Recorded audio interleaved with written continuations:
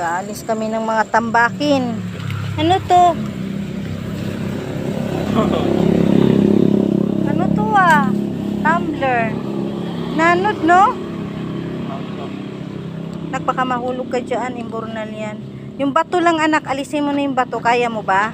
Ito? Oo. Binuhat ko? Oo, yung binuhat mo. Dami ng puti.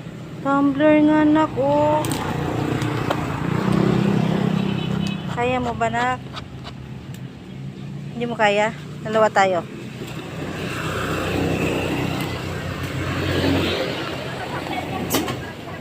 Hindi. Hindi mo kaya? Nak, nakaya mo ang buhatin papunta dito eh.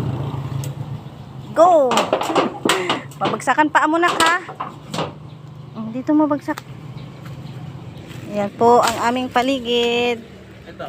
Masukal po. Oo, mapagsak yan doon sa imbornal. Inali ko ba yan? Ay! Hello! Tay tayo dyan na. Babara yan. Sa gilid lang siya. Sige, yaman na nga. Sultas eh. Di mo naman kasi maayos eh.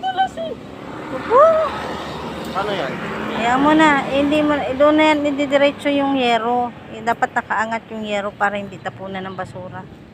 E di ano yun lang doon? Oo, aangat mo lang, igaganon mo lang. Ay, may sili oh. Silid. May sili po kami. Ito po yung aming tinitirhan. Masukal po. Ayan lang kami. Huwag ka dyan, baka may ahas. Ano yan? Baril. Anak, kunin may mga boteng inanod ng baha. Mga bote ng soft drinks natin. Tara.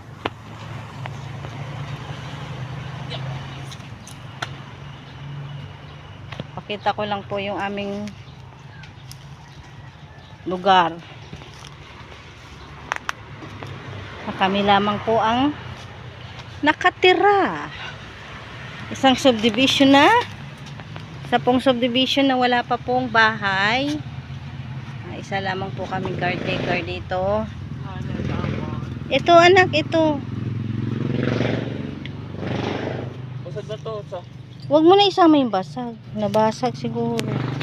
Lakas ng agos ng tubig ulan. Ito yung dalawa dito. Ano, tinabi ko na. Ayan po ang aming bahay. Po. Ayan po yung guard house. Yan, guard house. O, nakita nyo naman po, wala pang mga bahay. At ang aming bahay ay isa lamang tagpi-tagping yero. Pa guys.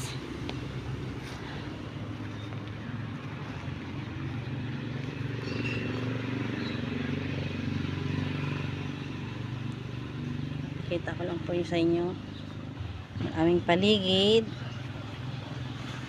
Lalaki ang mga puno.